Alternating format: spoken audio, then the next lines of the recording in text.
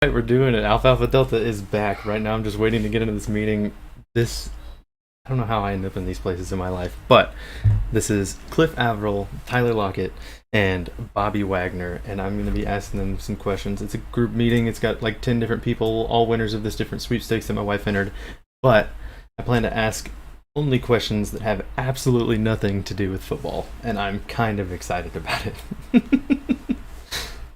So I think it's going to be like a round robin with everybody getting their questions in, but it blows my mind that this is happening right now.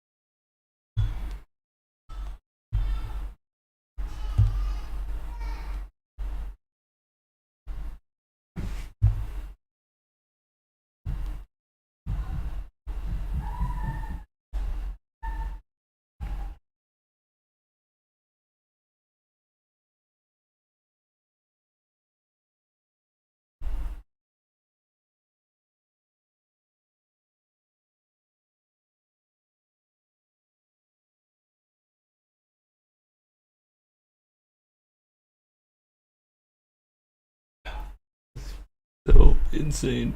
This is I don't even know.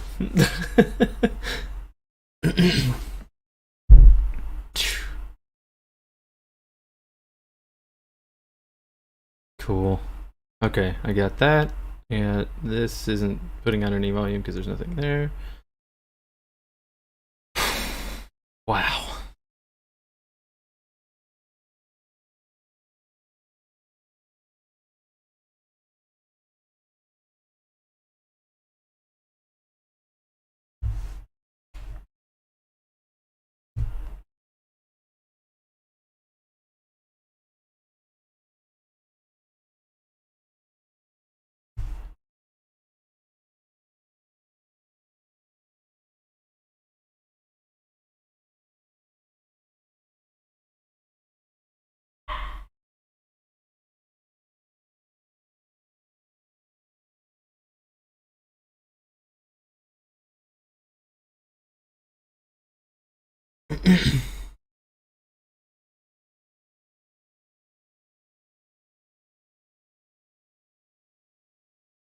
This is quite the loading screen.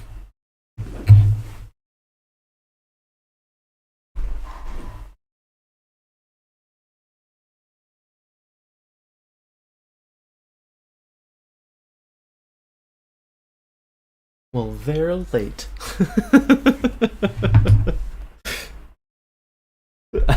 So ridiculous.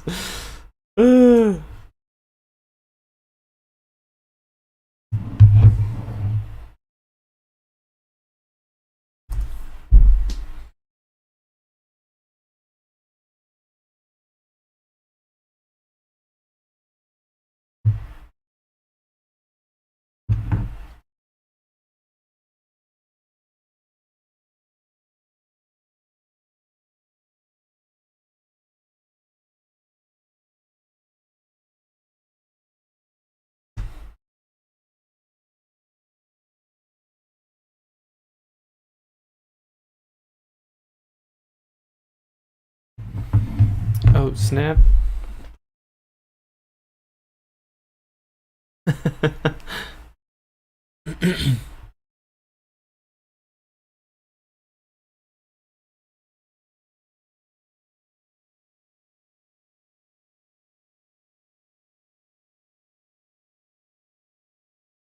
in more toward the end just to eliminate any sort of background noise.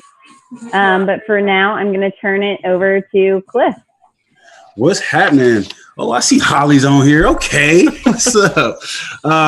Anyway, I wanted. Well, is that Tyler? Okay. I wanted to welcome everybody, obviously, to this CarMax Seattle virtual meet and greet. Obviously, I'm Cliff Avril, says it in the name right there, and I'll be mediating for the next hour. But I'd like to start off by telling CarMax thank you for this opportunity to connect all of us, and I think you guys will be getting a swag pack as well. So shouts out to CarMax. But more so than anything, I think this is going to be fun because it's going to be really us just kind of opening up a little bit, talking about football, talking about life, quarantine. We all are struggling with that and so many more things. But at the end of this, as well as we go through our dialogue, at the end of this, we will have a Q&A at the end. So please hold your questions. Make sure they're good ones. We don't want to dive too much into the Seahawks this year. We want to talk about the Seahawks in its entirety. I'm joking about that part. But anywho, after that, you get to talk to me, Bobby, and Tyler. We will have some signed pictures for you guys. That's the world we're in right now. We got to do digital pictures on our phones or our computers or tablets or whatever. But that will be at the end. So let's get started. These guys don't need an introduction. I think I need the introduction more so than them. First off, I'm Cliff Avril, 10-year NFL vet, Pro Bowler. I have to remind people who I am because I have this Super Bowl thing behind me. Played the Super Bowl. And these two guys have actually been my teammates and probably some of the best teammates that I've had. First, I'd like to introduce this man is probably the baddest, the coldest 5'10" player in NFL history. With some of the different things he can do.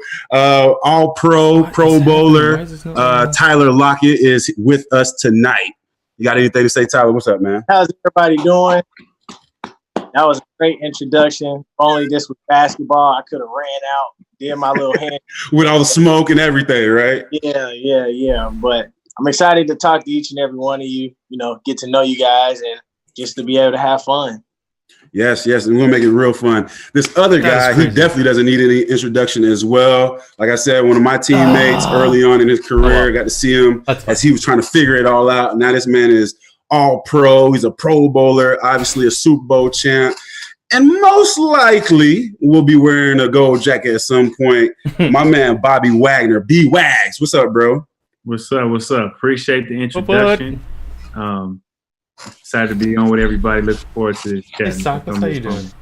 Yes. So, like I said, we're going to talk about a wide range of different things, life, football, this quarantine. But before we get into that, I want to talk about a little bit of Seahawks history, right? And talk about kind of the dynamic. You guys have only played with one coach in your NFL career. I got to play for three on two different teams. So I know the difference. But what is it like for you guys? And I'll start off with Wags first. What is it like for you guys playing for Coach Carroll?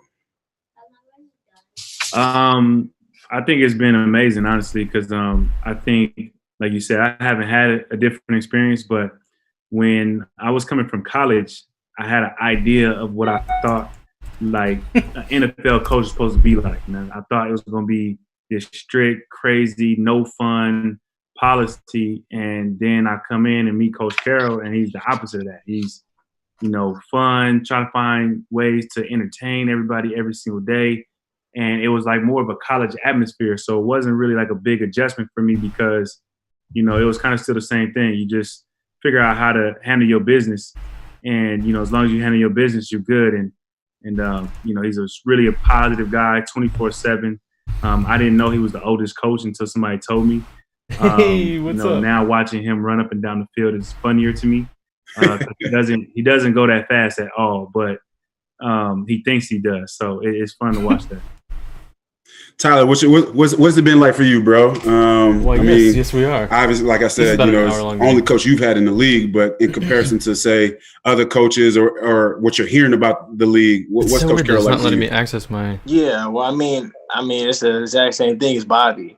You hear about people playing at different places and you just kind of hear about how they coach and you sit there and be like, wow, all I can do is live through your experience. You know, I hope that I never have to experience that or have to deal with that. Luckily, Pete signed an extension, so hopefully they give me something so I can stay there as long as For some he reason, stays I know there. my camera's working. But I mean, I had the same experience as Bobby. It I won't show think up for on here. me, This a lot app of stuff doesn't was like it. different. I went to Kansas State with Coach Schneider, who had stuff like a military type of setup. So if meeting started at 3:00, you needed to be in there by 2:50. If you're not in there by 2:50 and the meeting started at 2:52, you was late. You know, and so you always had to make sure you was looking at them. He actually called out somebody from not looking at them, and the person had a lazy eye.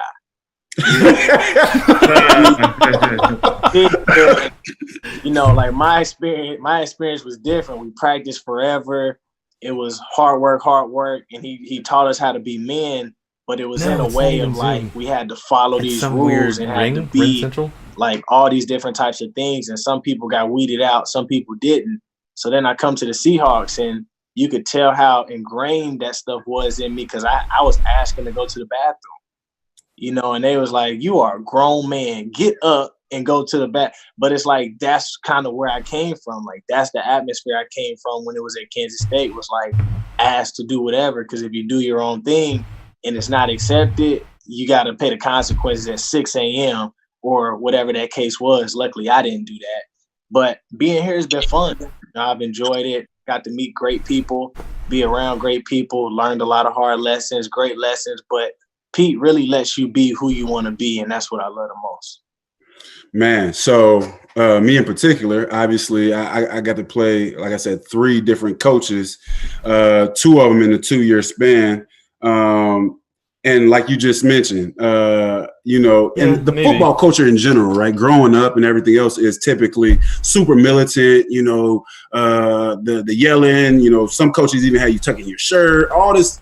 A bunch of stuff I don't think really matters. It doesn't say if you're a good football player or not, but the football culture in general is like that. So even when I got to Detroit, it was like that, you know, where it was super militant. I remember times where the head coach is coming down the hallway, and I'm walking down the hallway, and I'm trying to find the first right or left so we don't have to cross paths, so it's not an awkward silence, right, or anything like that. So experiencing that my first 5 years, and then coming to the Seahawks, it honestly took me my first 2 years to actually believe Coach Carroll was who he was. Like, it was one of those things where I'm like, just to avoid someone. At some point he's gonna switch up. Like, he has to. Like, I've never experienced a coach that didn't switch up or wasn't militant or anything like that. Win, lose, or draw, you got the same thing from Coach Carroll. You know, the same meeting, same everything, same energy.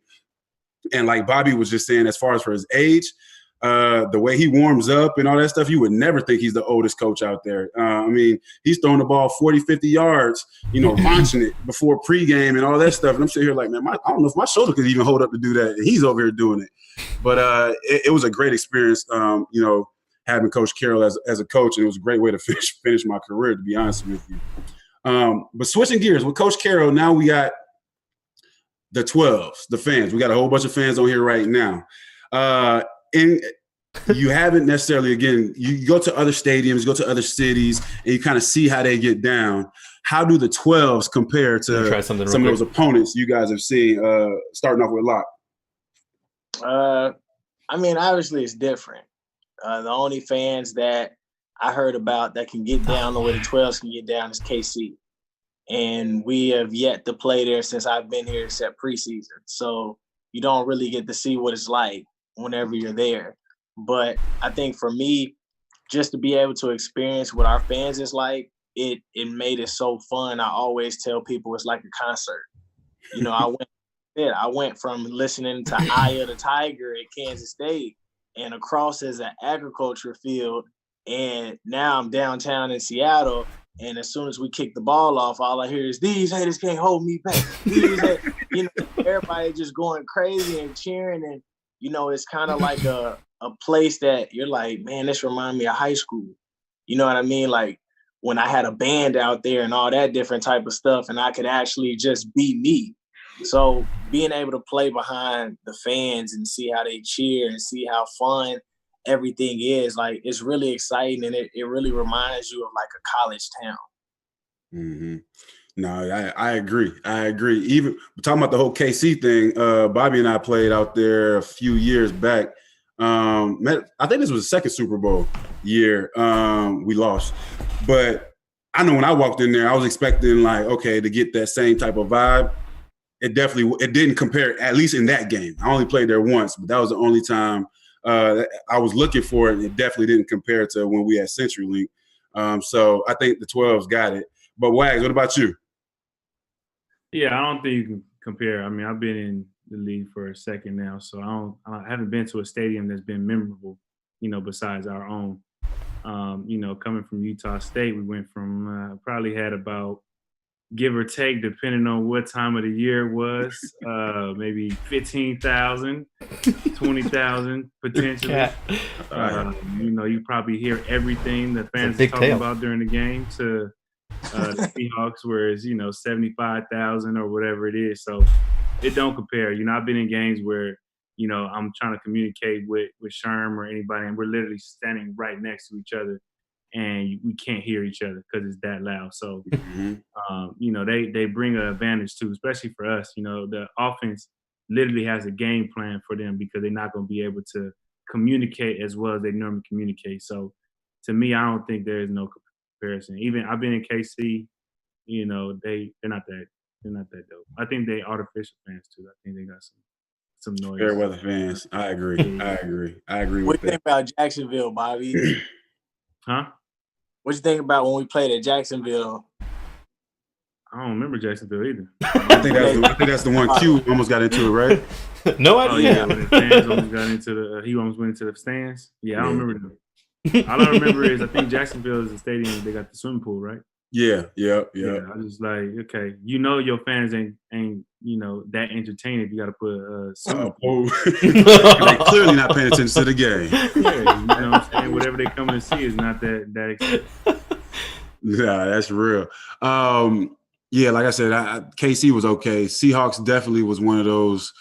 It gives you the college feel. Like I remember playing at Penn State on a night game, and it's 100,000 people going crazy in there. Like that's what the Seahawks feel like when you are CenturyLink. What's it called now? Lima? What is it? Lumen.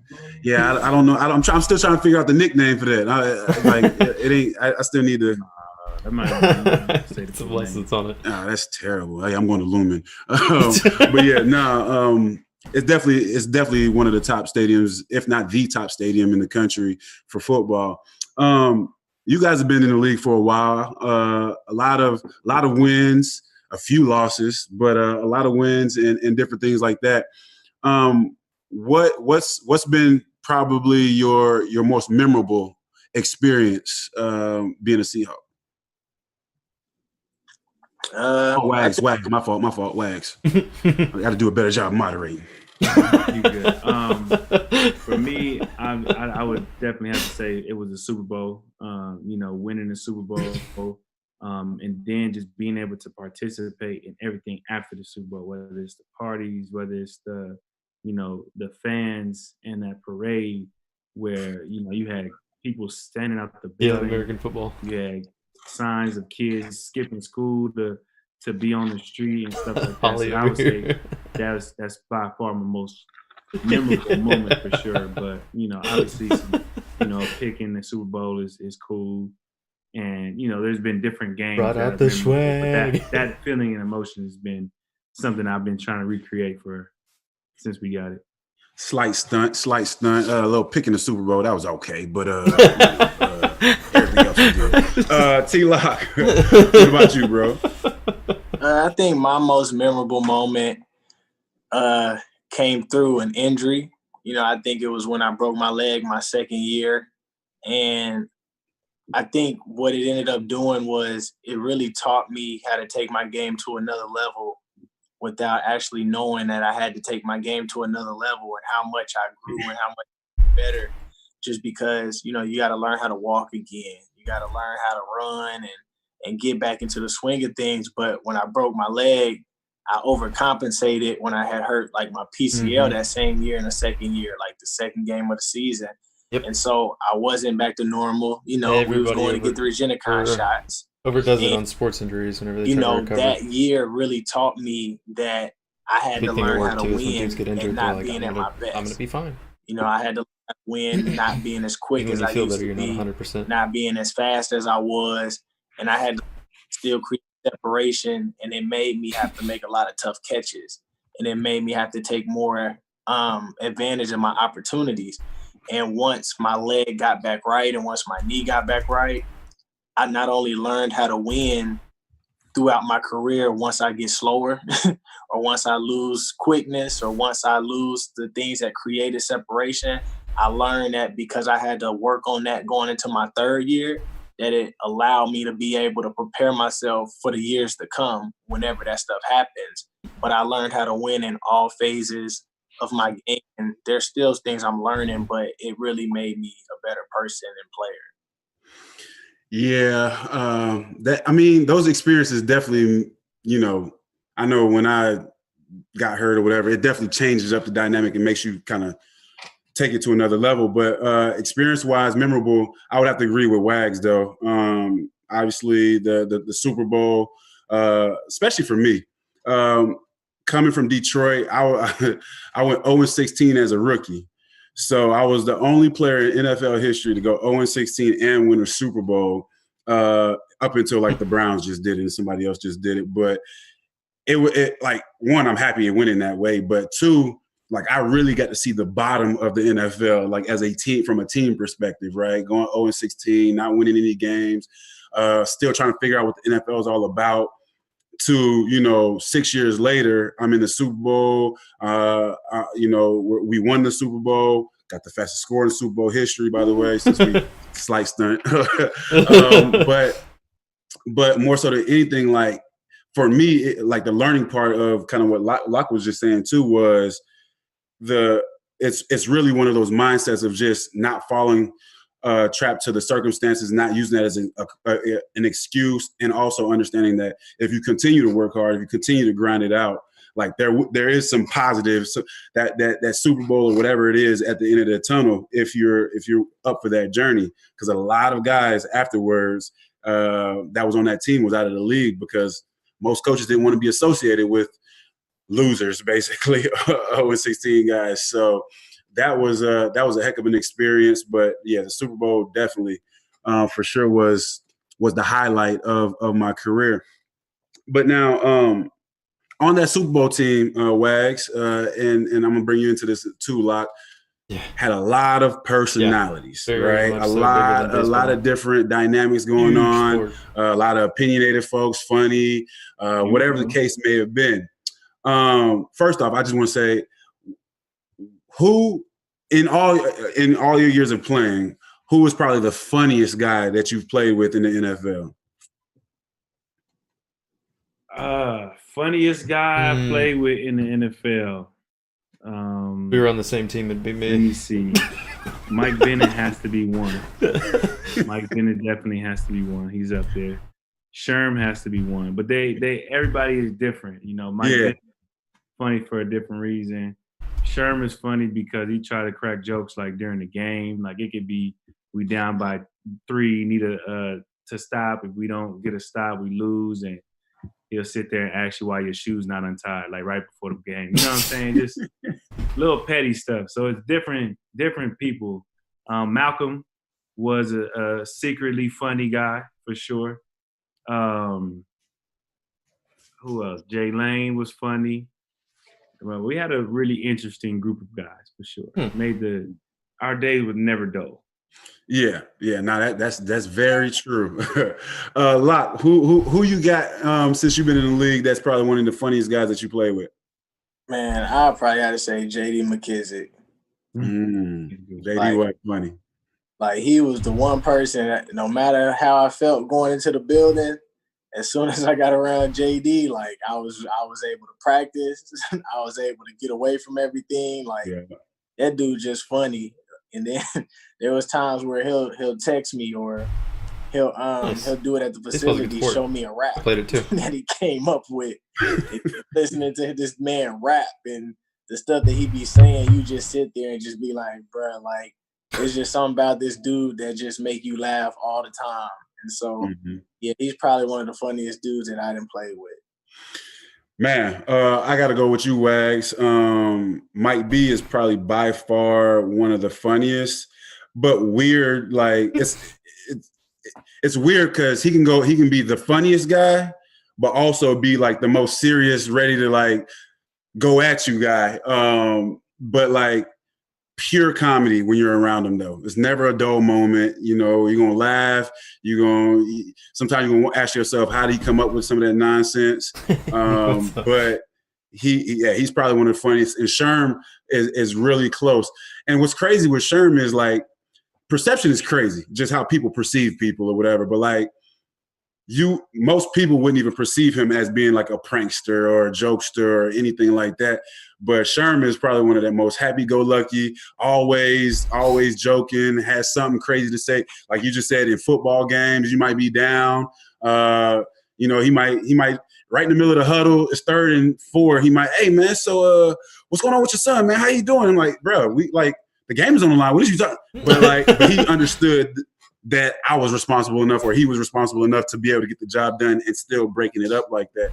So, but those years, at least for me, you build friendships and different things like that. But a lot of guys, the NFL is no different from any other corporation, right? Most people are coworkers. NFL, same exact thing. Most times than not, guys are coworkers. See each other at work.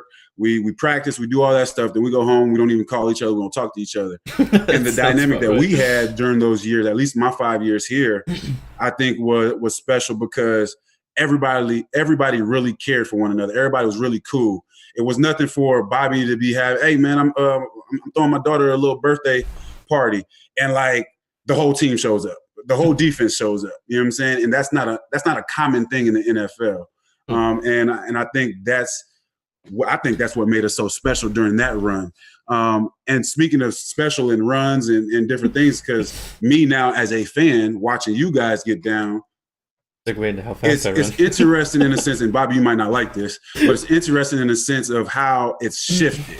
It's like early on when I first got here, defense was essentially the backbone of the teams and different things like that. Now Russ and Marshawn, those guys were still doing their thing. Doug Baldwin still doing their thing, but it was rare that y'all, like, people was going to put crazy points up against us or anything like that. And now it's kind of shifted a little bit from the standpoint of like, it's really Russ, it's really Locke, it's really DK. Now the defense is definitely stepped up, but it's just, like the identity in a sense has changed a little bit. For you, Locke, because you experienced that early on in your career. Like, what's that feel like? And like, I'm sure you're happy, obviously, because it shifted for you to get the rock more. But like, what's that like for you? What's that transition been like for you? I think for offense, it's been different. But I think the reason why it's been different is because, like you said, like when I came in, you see a whole nother reality, right? Like everybody's focused on stats. They got paid, they got to do their own thing. And sometimes it takes away from you being able to treat it like it's a team sport and stuff.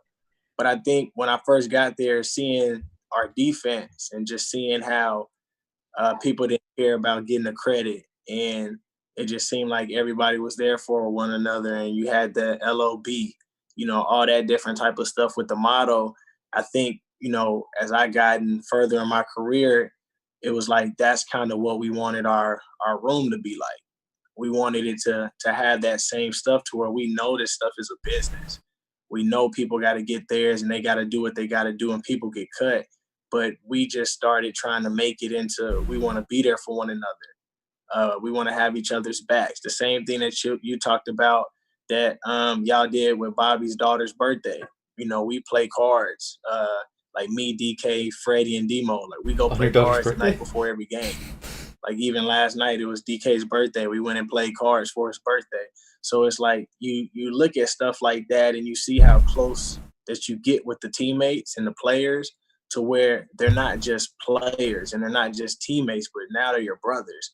And now you go out there and it makes everything easier and you get the business side of it that makes you want to be selfish or prideful, or it makes you not want to be humble, but you also go back to the foundation of brotherhood, and you go back to the foundation of like, man, we in this together and we want each other to ball.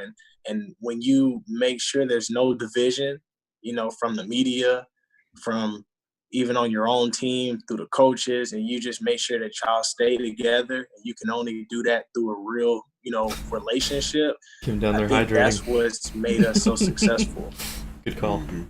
No, that's real. And but that bond is necessary too, because I think a lot of times people at your position in other organizations, depending on leadership and different things like that, Trying to keep a straight like face. sometimes you're not really rooting for that guy across the way from you. You know what I'm saying? And I think, at least for me, what Coach Carroll does a good job of as far as for culture is he makes sure that guys aren't necessarily – if you feel like that, you're not really going to voice it, I guess. You know what I'm saying? Or if you're not going to show it in a sense, right?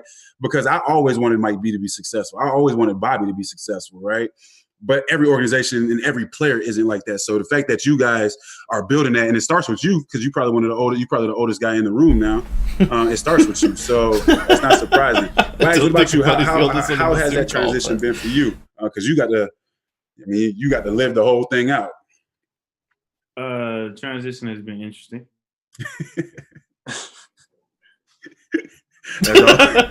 Good. Yeah, I hear you.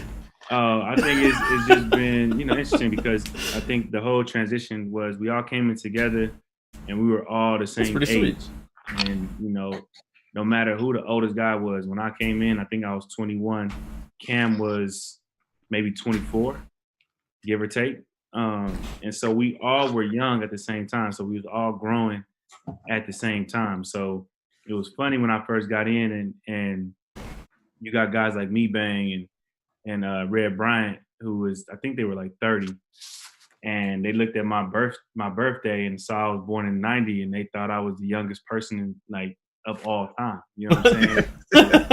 Now it's like you transition to where I'm at now. I'm 30, and I'm looking at some of these, these birth dates, and they in the 98s and the 2000s. I'm That's like, crazy. I'm like, yo, like y'all don't even know good cereal. You know what I'm saying? Y'all don't even know good. You know what I'm saying? Count Chocula, Blueberry, baby. Cartoons, y'all don't know good anything. Music. Nope. And so it's been funny, but as far as football standpoint, it's just been great. You don't even know good as cereal. You saw guys like yourself, Sherm, those guys, you watched your brothers leave, and so you had to recreate that bond that we had, that we grew together from a really young age, and so you got to redo that with younger. I want to get guys. My daughter started on soccer, and you got to find a connect with younger guys. So it's been a process. This is a good way to stay in shape. Going in the right direction. A lot of cardio. Yeah, that's interesting. Lighten it up a little bit. Hey, so Wag, if you could play another position, what would it be? The old Ben Roethlisberger route. It got to be offense or whatever you think you can go out there and be all pro at. That's the real question. I could be a D-line. I could be a pass rusher. You know what I'm saying? You think you'd be all pro at D-line? That does explain why you wouldn't like pass rusher, yeah, pass rusher. Don't minimize how hard it is to pass rusher. I see you out there getting it. I see you out there getting it. Hard. You asked me a question that if I was to say quarterback, you know what I'm saying? Don't expect me to go out there and throw for 3,000 yards. I'm not fair. I wish. So I would either do that, or I would be. I'd probably say quarterback. Makes sense. It'll teach you to be scared of the ball for sure. I want to know what it feels like to run around in circles and then throw it up and then have guys like DK or Lockett catch the ball. You know what I'm saying? I want to know what that feels like. And be protected too. 400-pound dudes fall on me. Almost can't be touched. You know what I'm saying? Got to kind of lay him down. You sneeze on some. It's a 15 yarder. Fined $75 bajillion. Yeah, you know what I'm saying? I would love that type of security. I would love to have that type of security. What about you, bro? What position would you play? After the Philly game, before that, I was telling the coaches I could play quarterback. Because the Broncos ain't had no quarterback going into their game.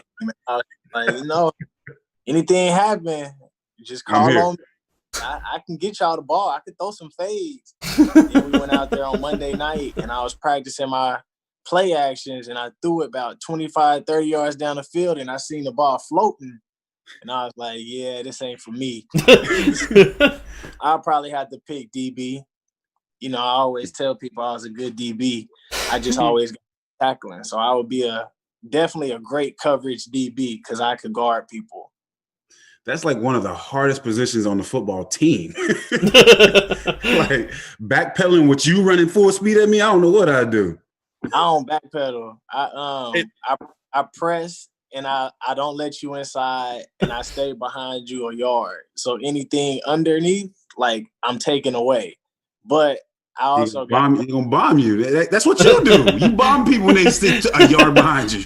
No, but I got good IQ. Like I know when things are coming, how things are coming. Like I'm smarter than the ball. So I had to figure out how to up my opponent every single time. And like I would watch my film, especially in basketball or in college. I watch my film in football, see what other teams see what my weakness is, see how I need to attack that person. So what you see on film one game isn't going to be the same thing you see on film the next game. And that's how I be playing receiver. Like sometimes you don't see me do any releases. And then all of a sudden the next game, you're like, bro, all Lock is doing is releases, but it's because I'm basing it off of who I'm going against. So you're not going to see me in my bag the whole game. You're going to see what Lock has to do just to expose the person in front of him. That's a bit selfish. No, I mean that's why you've been playing for so long. He can't play DB. You gonna get hemmed up at DB? That presentation that he just said, yeah, he's not playing no DB. The way you just described you at DB, yeah, you can't play DB. Somebody gonna get it on top of it. DB is a defensive back. Yeah, or bombs. Yeah, they gonna bomb me. All right, hey, so this season so far,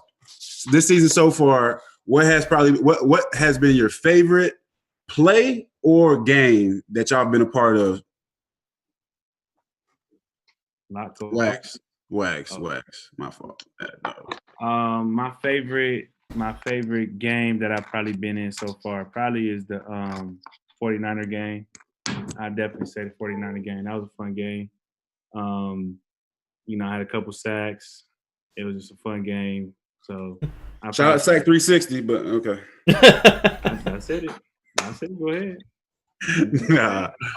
Only reason why I get sacks, everybody, is because Cliff, man. If it wasn't don't say no. Don't do that. Don't do that. Cliff, man, you know what I'm saying? My success is your success. Don't do that. If you guys got any kids that want to learn pass rush, here you go. Seattle, man, hit Cliff up, man. Here you go. My son need to hear that though, because he be acting like I didn't play in the league sometimes, but that's a different story. I feel like that's every famous person's kid though. He remember, but now he's like really into it. Like he's like, when I say he's into it, bro, like on game day, he dresses up like he's y'all. Like got a helmet. He put tape over his little helmet to look like a visor. Like he really be all in. Like, and he mad that I'm telling y'all right now, but he really be all in. But anyways, Lock, yeah. What's your favorite play or game so far this season? Well, I can't really say Arizona because we lost, and I went for 200 versus the Cardinals, and to even do that in the NFL, man, that's crazy. So I can't say that game because we lost. So I would have to go with that game. Probably when we played the Patriots. One, learn a lot from losing. I was doing so much talking out there, and I normally don't even talk. Two, all the receivers scored. Well, 4 of us scored. DK, David, Freddie, and I scored. And we stopped the Patriots on the 1-yard line. And crazy, 12s was out there, it probably would have been even more crazier. But because they wasn't, we were celebrating, going crazy. But then at the same time, it almost didn't really feel like we won because it was like we didn't have people in the stands to celebrate it with us. Yeah, the stadium definitely would have went crazy. It would have went nuts. This year's been weird, man. Like obviously 2020 just been a weird year with all the pandemic, the COVID, all that stuff.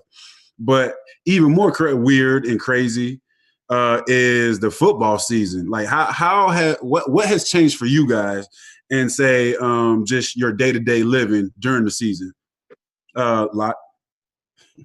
I think for me, like it's just been way different, man. Like we come into the season, you gotta get tested every single day. Like, I mean, that's a good thing. You know that we I came out of Texas, you know, before I came up here. So we was kind of living with questions like where you been at, who you been around, what you been doing this whole time. But coming up here, you feel more safe because you know the Seahawks provide a safe environment. We get tested every day. I'm around players. I can actually be around people and have conversations and talk to them. But the other side of it is we don't really get to see anybody. You know, we don't really get to see our family like that. We don't get to see any of our friends. When people come to see games, they can't even come into the games. And you got to be cautious with who you decide to bring to the house because you want them to get tested. And if they don't, then you got to try to just play your cards right. But it's just tough, man, because we all have our own issues and problems. And it's hard because it gets more magnified in COVID. And nobody really knows what this thing is still. And nobody really knows, like, how you get it, when you get it. People are still getting it, and it get tested every day. You know, so I think for us, it's just trying to learn how to be thankful in the midst of these times and knowing we got to wear masks this whole time, but knowing that since we're all in this together, we might as well try to find some type of enjoyment and find something to be grateful for just to keep us going each and every day. Yeah, it's been crazy. What about you, Wags? How things differ for you? Honestly, I say the biggest difference has been food.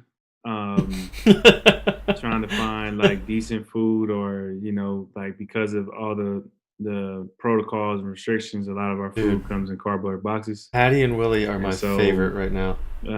That's been like the biggest adjustment. But as far as everything else, it's just, you know, I was in Seattle when everything was happening, so I already kind of knew what the regulations and restrictions was in Seattle. So the biggest thing was just, you know, wearing a mask and things of that nature. But, you know, kind of like what Locke said, is just now you question everything that you would normally wouldn't question. If you invite your friend over or your boy over, you got to ask him where he been in the last 48 hours and what he's done. And if you don't really like where he's been, what he's done, you got to come up with a reason why he can't come over. You know? Politely, you know what I mean? So I think that's been the biggest thing, is just the mindset. Obviously, you know, not having no fans, you know, not being able to be around family as much, having to be conscious about that. Because the same thing is with your boys, you got to talk to your family the same way, where your family been, things of that nature. So it's been an adjustment, but you know, we've been making it through. Yeah, no, it's like I said, it's been a crazy year. Now, excuse me, I don't. No, and that's part of the problem too. You can't sneeze, you can't blow your nose in public anymore. People, it's crazy, bro. I'm trying to say, I'm not trying to laugh, but it's the funniest thing in the world when somebody has to cough, but they don't want to cough, so they hold the cough and it end up being a worse cough than it originally would have been if you would have just let the first cough out. Yeah, dog. It's funny because you could just tell it's prolonged. You know, it's like you drunk the wrong water. Like, yeah, bro, just let it out the first time. Like, oh man, like cough and sneeze, you just looking, and it's funny. No, I agree. I done been that guy too. Like, oh my gosh, please don't. You can't do it. They recorded it too, so you can't do it. All right, so obviously we talk about quarantine, we talk about the changes and different things like that. Now, what different hobbies have you guys picked up during quarantine? I mean, that was going to be one of my questions. It is in season, so I get that part. But what are y'all doing differently from a hobby standpoint with this whole situation? Or y'all ain't got time for that? I'm going to Wag. Well, before the season started, I don't know. I was reading more. I was like watching all the movies that I said I was gonna watch that I didn't watch. You know what I'm saying? Like there was a lot of movies that I was ashamed to say I hadn't seen in front of people, and so a lot of them were Disney related, I'm sure. Do that. So I watched Scarface. I watched you know, other different movies. I still haven't seen Forrest Gump. Hadn't seen Scarface. I haven't watched it in forever. I've never. I just have to get up and walk away. That's it. Oh, snap. Yeah, I know. I can tell by Tyler's face. But I've been trying to catch up on those movies. You know what I'm saying? So people don't make that face that Tyler just made right now. When I say it ain't the same, like you said, bro. We like 25 years in. When you look back at them old movies, it's like, bro, they can't even act. yeah, that's what I'm saying. When I watch the movie, I'm like, dang, this is what everybody is talking about. Like, but I think it's more of the fact that you was a kid and you watched it and it was like a big deal, and then you go back and because I don't watch every movie. Like Friday nights is movie night here, and we didn't watch all the good old movies, whether it be well, I was about to say Remember the Titan, but like all the way back to Home Alone and all that stuff. And sometimes my kids be like, wait a we about to watch this for the next hour and a half, and then sometimes they be all into it. So but it's memory lane for me. Y'all just gotta experience this with me. All right? What about you, Locke? Man, when I was in Texas, I was with my girl, so we would just be kicking it. We go walk around in the neighborhood. I started fishing with one of my bros when I was out there in Texas, ride bikes, trying to get in shape since I couldn't go lift. And I got to build my swimming pool in my backyard. So that was something that was fun. Got to come up with the landscaping with my girl, so that was fun. When I came up here and we had to start working out in camp, I used to go with Demo to the park during our lunch breaks just to be able to get away, go to the park, get a different view, try to see something, get my thoughts together, come back, just because we never really had time for ourselves. And so that was just some of the stuff that I would do. And now that I can't really go to the park, I just kind of talk to our team counselor or therapist, talk to her, and just do it like that. And then I just go play the video for hours. That's a man with no kids. We're gonna transition. We're gonna transition to the Q&A. Now I'm trying to figure out what's the best way of going about this. Maybe we should type them up because then I won't feel like I left anybody out. But yeah, let's y'all go ahead and dial up some questions. We'll try to answer them for you guys as we wait on some of those questions or whatnot. I have some good ones. Let's learn a little bit more about you guys. All right, we were just talking about obviously growing up, some of the different movies you haven't watched, you have watched or whatever.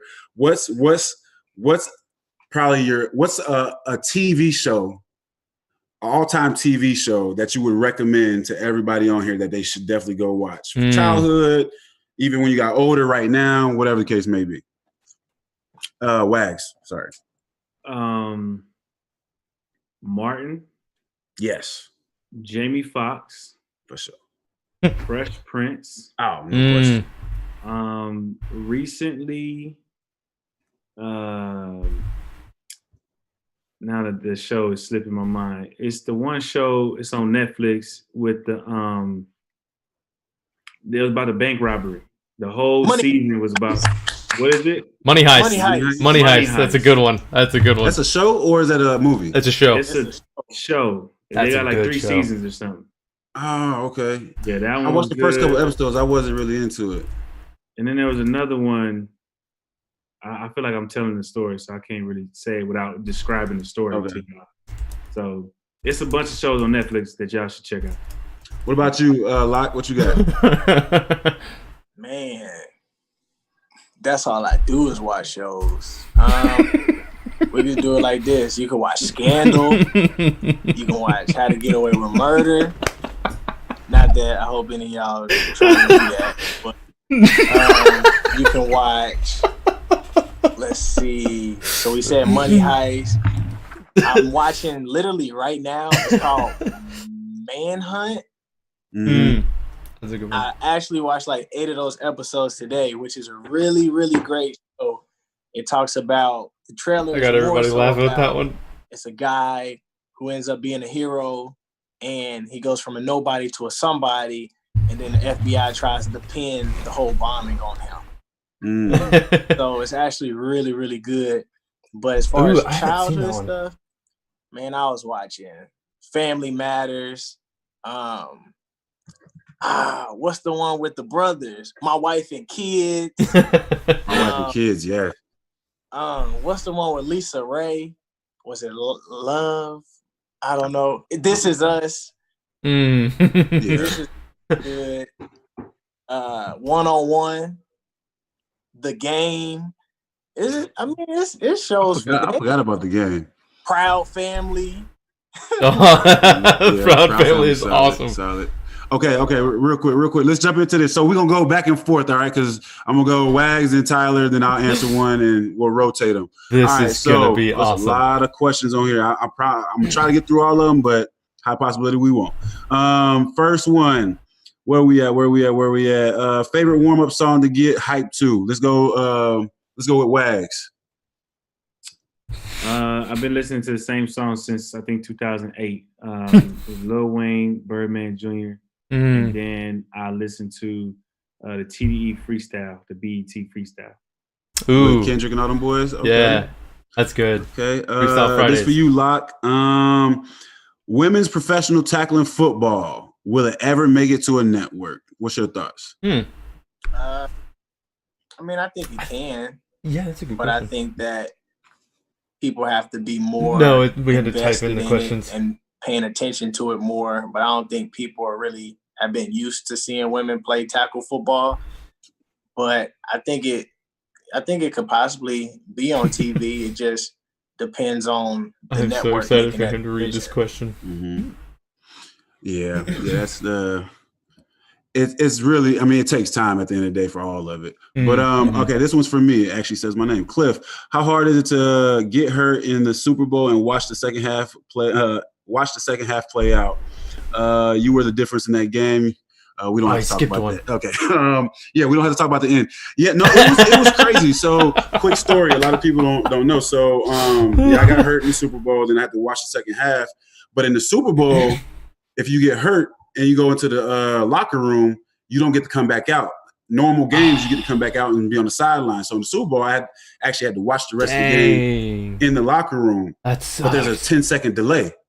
So I'm watching the game, and I'm watching just like everybody else, but I'm hearing the crowd. So, that last drive is going down. I'm like, okay, the crowd is cheer. 10 seconds later, like, okay, cool. I see what they were cheering about, And then, Jermaine does his catch or whatever, crowd cheers. 10 seconds later, I get to see that.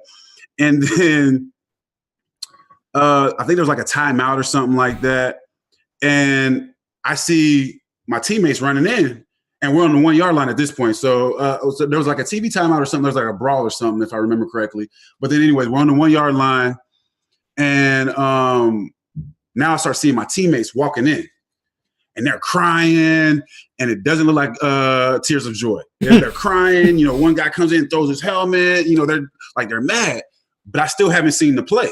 So I'm sitting here like I'm confused because I'm like, we're on the 1 yard line. I'm like, what? Like, what's going on? Then I see the play. I'm like, oh, okay.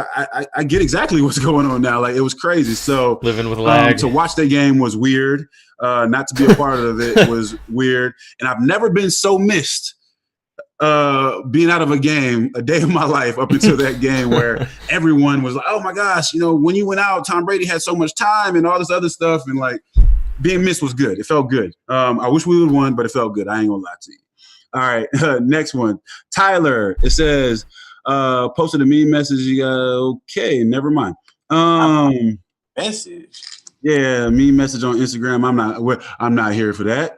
All right, I have a 2-part question. First, what is your life motto right now? Second, for Tyler, what the heck is in that takeout box you've been carrying since last season?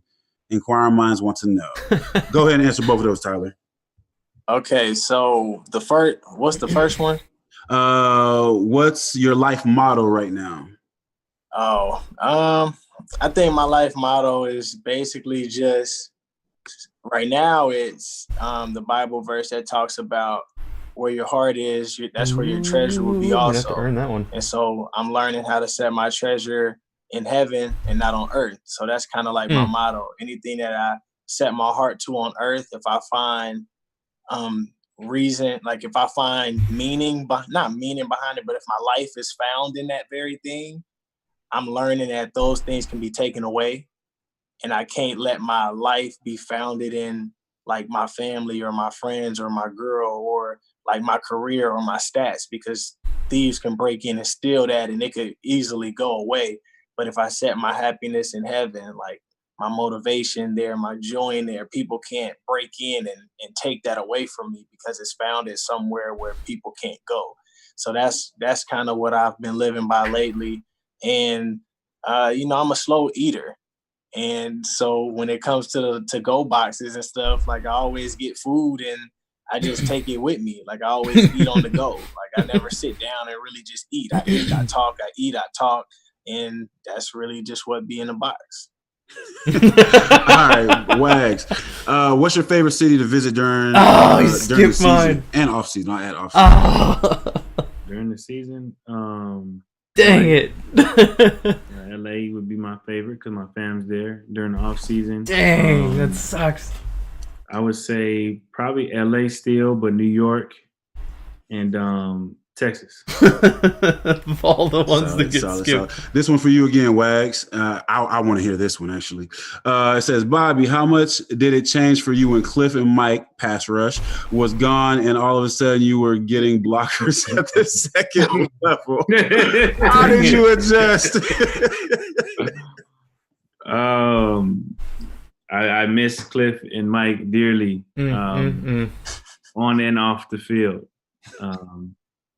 And how did I adjust to the second question? I had to back up.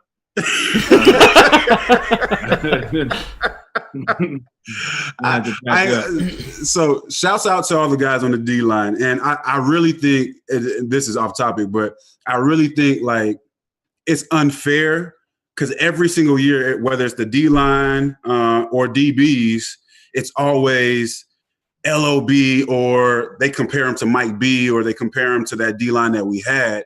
And it's like everyone like, oh, we got the next Mike B, or oh, we got the next Sherm, or whatever the case may be. And it's like, it's unfair because that defense was probably top 3 best defenses ever. So to expect that with a bunch of guys that are just trying to figure it out, I think year in and year out is messed up. But I love hearing the conversation because it keeps me kind of relevant. I mean, it's unfair to the young guys, man. You know what I'm saying? So they do a great job for me. They do. No, they definitely do. They're learning though. Everybody, you got to start somewhere. But fans sometimes don't. They ain't trying. They want it now. And I get it. You mean that's what you're paying for, I guess. Tyler, are you faster than DK? Let's see the race. Is the sky blue? Y'all heard it here. I'm gonna set it up. I'm Don King in this thing. I'm gonna set the race up. All right. Y'all heard it here. I retired from racing a long time ago, but we always used to have this question, especially last year. Like I always told them, even last year when we talked about it, I said, bro, I'm not really like football. I play at a constant level. Like I'm not about to run full speed and I'm not about to run super slow. I was like, I base it off of who I'm going against. So like when I had that kick return and Pat P was chasing me and like I took off. Like, cause I was like, I'm not about to get caught. But like, for the most part, if we ran track, like I got a different type of run, a different type of speed. But I mean, DK is fast and he young. So I mean, hey, I'm almost 30 now, bro. Like, now that's the excuse. When I was giving those excuses, it wasn't allowed. But now you 30, it's okay. All right, this is the last question of the night, and I think it's pretty good. It says, "Hi, my name is Jackson, and I'm 11 years old. What would you tell your 11-year-old self if you can go back in time?" And that's for all of us, and we'll end on that one. Wags. What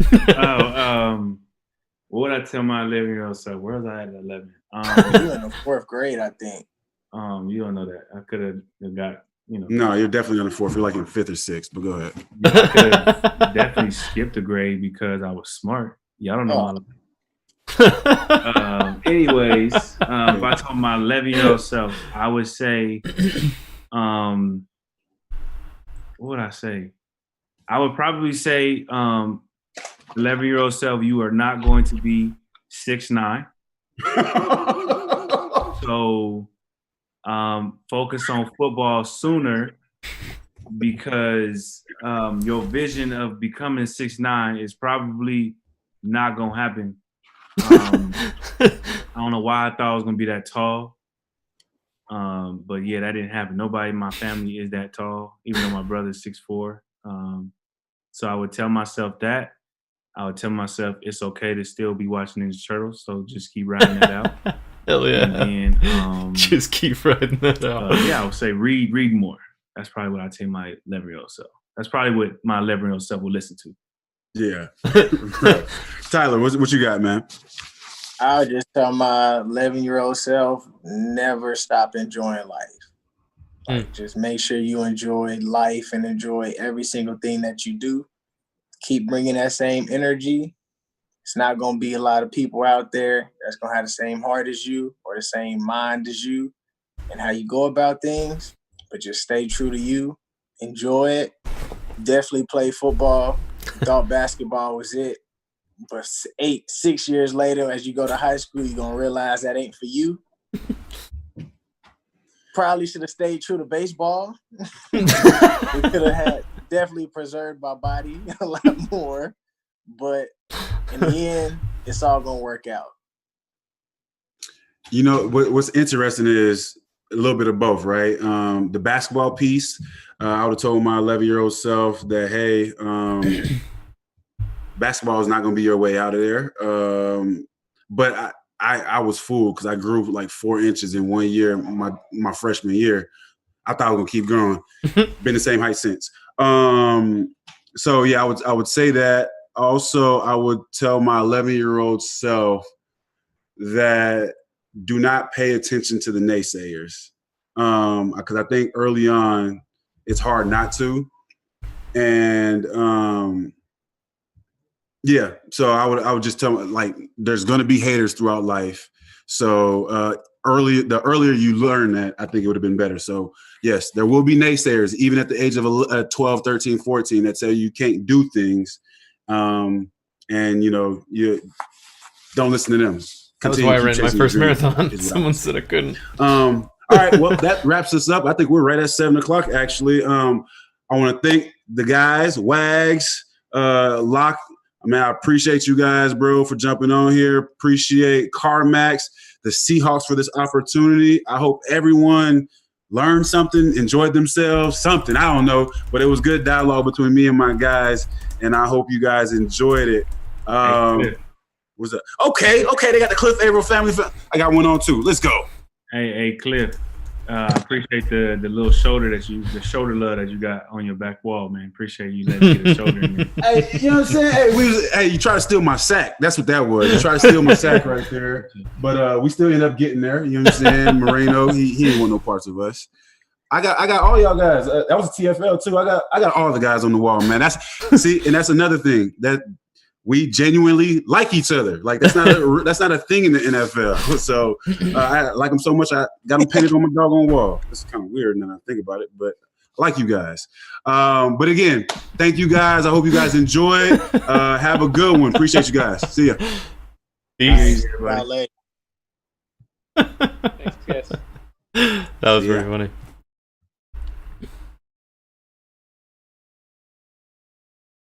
All right, that was different than what I expected, but it was still pretty entertaining. Learning a little bit about football, a little bit about what they were doing. Let me pull my own camera back up here. Doop. I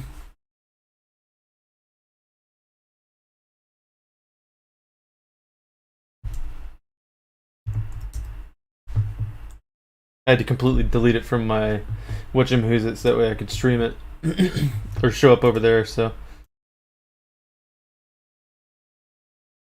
There we go. That was pretty wild, I gotta say. What? No, that's not what I want to move. That ain't it. Nope. There it is. And I gotta make this bad boy super small. Nope. Wait. Yep. Yeah. There we go. What's up, Sony? Boop. Oh, I gotta move this bad boy down, meow.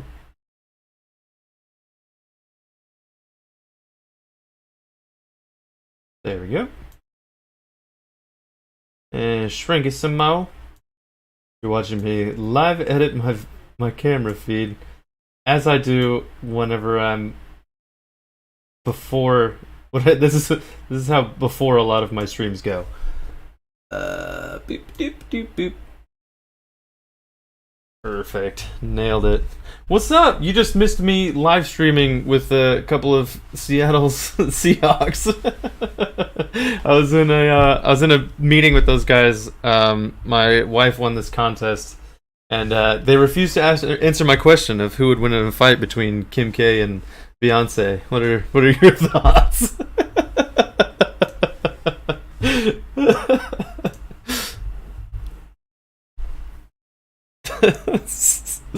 I had a bunch of questions lined up because I didn't know exactly how the freaking thing was gonna go. But yeah, I had some pretty interesting questions. There were a few that they kind of answered in the thing without me asking the questions, but Bay all the way. Yeah, so I was hoping if it was like they would open up the mic for each person to talk, I would just rapid fire as fast as I could. Marvel DC, Yanni or Laurel, pineapple on pizza, and just like go and then be like, what the fuck? All right, lightning round. That was my plan, but I didn't get to do it.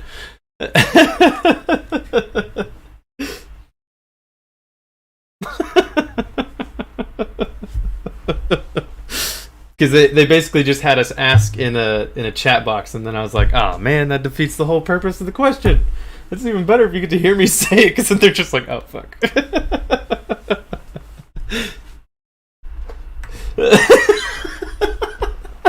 The best part is this is like stuff that I would do.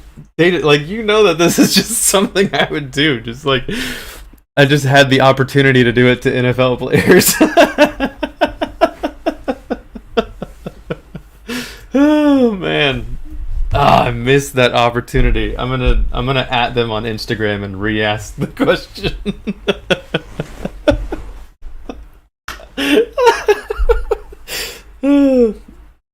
Might as well tag Kim K and Beyonce in it as well. You know, that's actually a pretty good idea. That's my new strategy. Is to I wonder how much either hate mail or just I did it for a meme. Word spreads around like wildfire. It's like Cliff Avril thinks that Beyonce would whip Kim K's ass. It's just like, I can see it on like the New York Times or some shit. Oh god, that would be hilarious. Well, that was all I was planning on streaming today. I'm gonna go help the wifey with the kids. I had a little bit of fun learning a little bit more about Seahawks football.